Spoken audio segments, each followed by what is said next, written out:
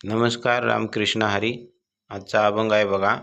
काय दिनकरा केला कोंबड्याने खरा, का हो ऐसा असंत ठेवा, भार माझे माथा देवा.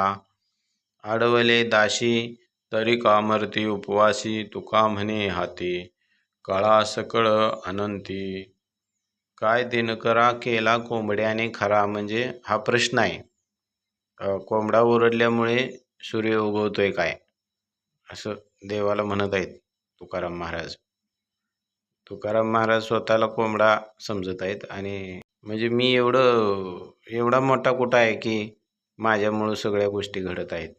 लोक मला एवढा मान सन्मान संत पद दिलेलं आहे. मी एकदम किरकोळ आहे, एकदम क्षुल्लक आहे, असा ह्या 2 चरणांचा अर्थ आहे. का हो ऐसा संत ठेवा, भार माझे माथा देवा.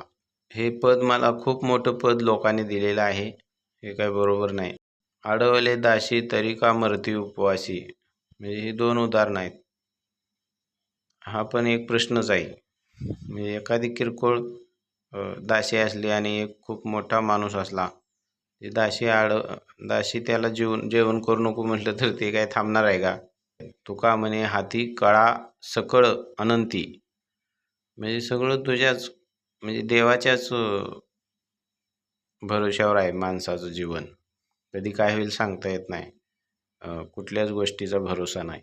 पण आता महाराजांचा हा अभंग आहे आणि आता समाजामधले सगळी लोक ह्या अभंगाच्या उलट आहेत. काही लोकांचं म्हणणं आहे आमच्यामुळेच सूर्य उगवतोय, आम्ही ओरडलो म्हणून तर सूर्य उगवतोय. तर अशी लोक कोण आहेत काय तुम्ही तपासा आणि ह्या असल्या कोंबड्यांच्या नादाला लागू नका. हाच महाराजांचा उपदेश आहे. तर बघा, तुमचं काय म्हणणं असलं तर कमेंट करा. नमस्कार, धन्यवाद, रामकृष्ण हरी.